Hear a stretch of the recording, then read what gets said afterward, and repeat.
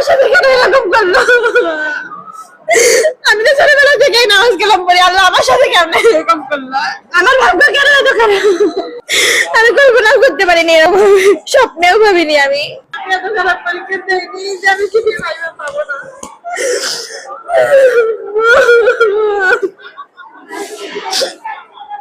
আল্লাহ আমার সাথে কেন এরকম করলো? আমি তো ছোটবেলা থেকেই নামাজ কালাম পড়ি, আল্লাহ আমার সাথে কেমন এরকম করলো? আমার ভাগ্য কেন এত খারাপ? আমার ভাগ্য কেন এত খারাপ?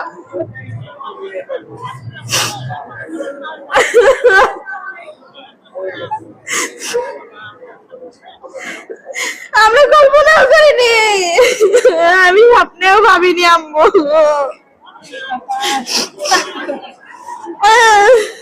আমি মানে নিতে পারছি না, ভোট চালাচ্ছি না, তোমরা ভোট চালাচ্ছি না, আমি মানে নিতে পারছি।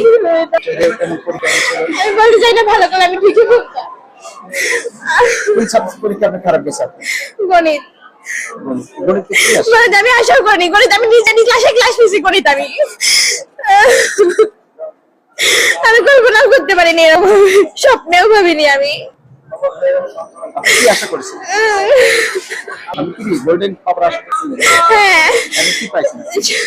4.94। এখন আপনি কি করতে চাচ্ছেন? ভাবিনি এখন এসব কিছু,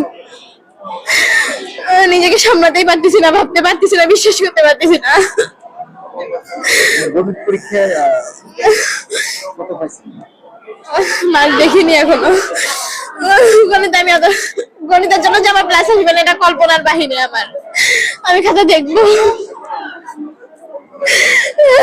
কোন টিচার আমার খাতা দেখবো, সে কেমন খাতা কাটছে আমি কল্পনাও করিনি। একটা পরীক্ষা দিলে একটা স্টুডেন্ট বুঝতে পারে সে কেমন পরীক্ষা দিচ্ছে। শুধু কি গণিতেই খারাপ আসছে?